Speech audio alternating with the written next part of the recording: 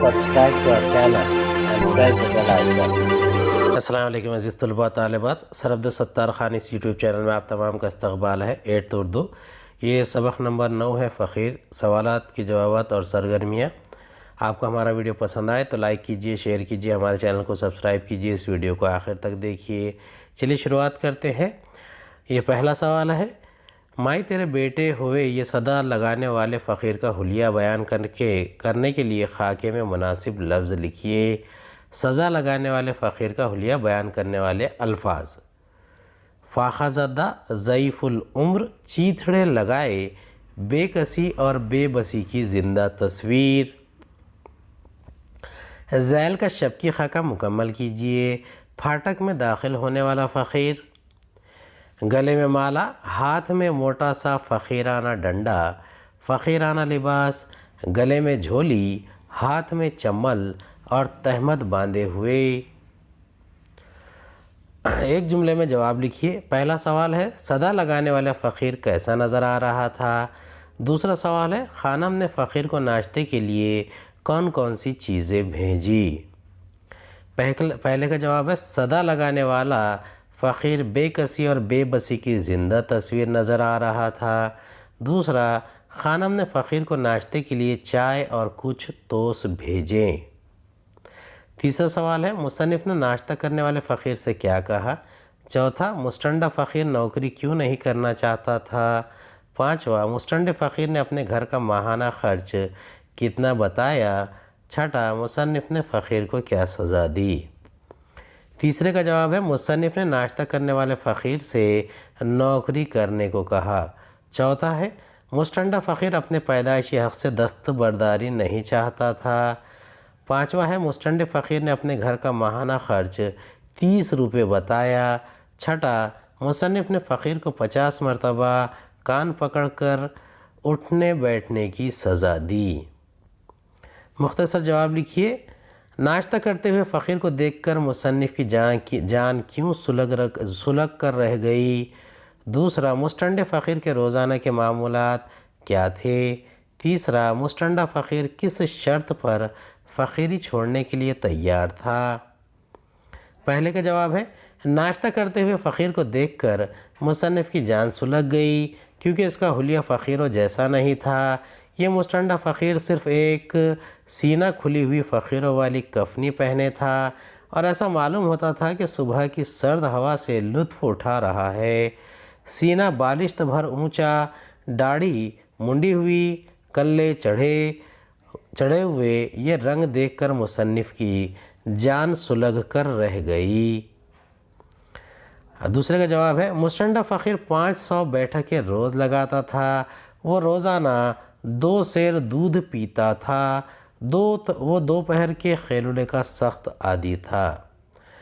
تیسرے کا جواب ہے، مستنڈے فقیر نے اسرت کی شکایت کرتے ہوئے اپنے گھر کا ماہانہ خرچ 30 روپے بتایا اور قائل ہو کر کہا کہ اگر کم و بیش کسی روزگار میں اتنی کمائی ہو جائے کہ تنگی ترشی سے بھی گھر کا خرچ چل جائے تو فقیری چھوڑنے کو تیار ہوں۔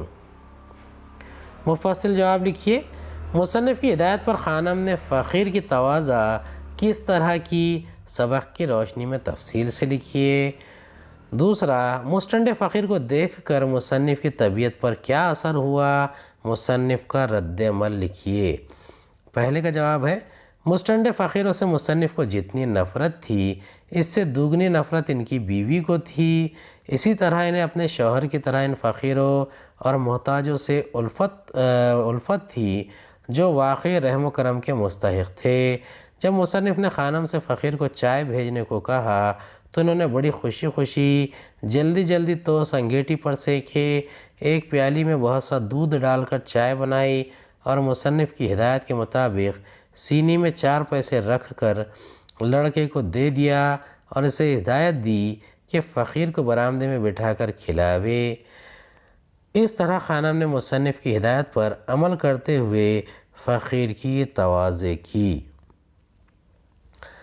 دوسرے کا جواب ہے، مصنف چائے پی کر باہر نکلا تاکہ فقیر کو گرم کپڑے میں دیکھ کر راحت اور خوشی محسوس کر سکے، لیکن جب مصنف باہر پہنچا تو دیکھا کہ ایک ہٹا کٹا انتہا سے زیادہ مضبوط فقیر ڈکارے لے رہا ہے اور سویٹر اور قمیص ہزاروں دعاؤں کے ساتھ لپیٹ کر جھولی میں رکھ رہا ہے۔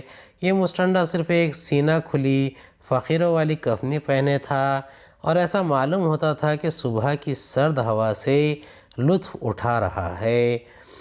سینہ بالشت بھر اونچا، داڑھی منڈی ہوئی، کلے چڑھے ہوئے تھے۔ مصنف کو دیکھتے ہی وہ اسے دعائیں دینے لگا۔ یہ سب دیکھ کر مصنف کی جان سلگ کر رہ گئی اور اس کے جی میں یہی آیا کہ اس فقیر کا منہ نوچ لے۔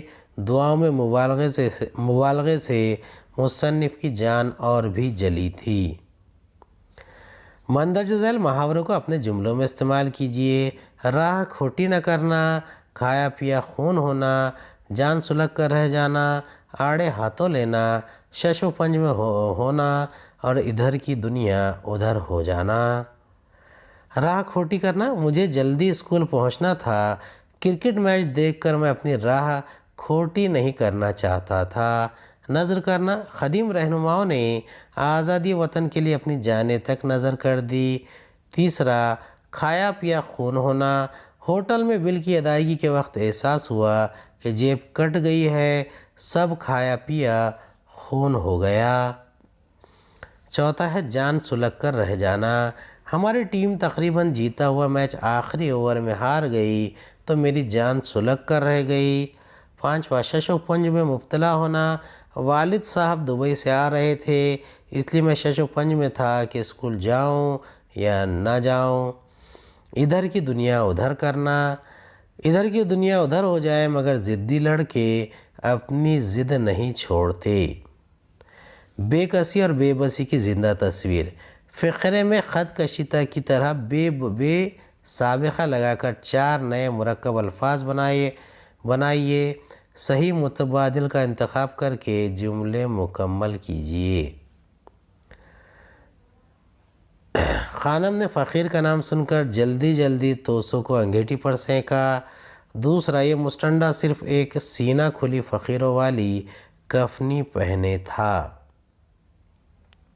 میں نے 2 لفظوں میں فقیر کی ستم آرائی بیان کی۔ چوتھا، خیر سے خود حضرت 2 سیر دودھ یومیہ نوش کرتے ہیں۔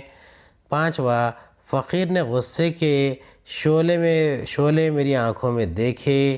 چھٹا، ہم دونوں دوست فقیروں کو برا بھلا کہنے میں مشغول ہو گئے۔ درج ذیل جملوں میں مناسب علامت اوقاف لگائیے۔ فقیر صاحب اس کے جواب میں بولے، اور گھر والوں کو زہر دے دوں؟ 3 سیر بھائی، 3 سیر کا خرچ کیسا؟ بس اب جاؤ، میں نے تو 50 دفعہ کہا تھا، زیادہ کیوں کی؟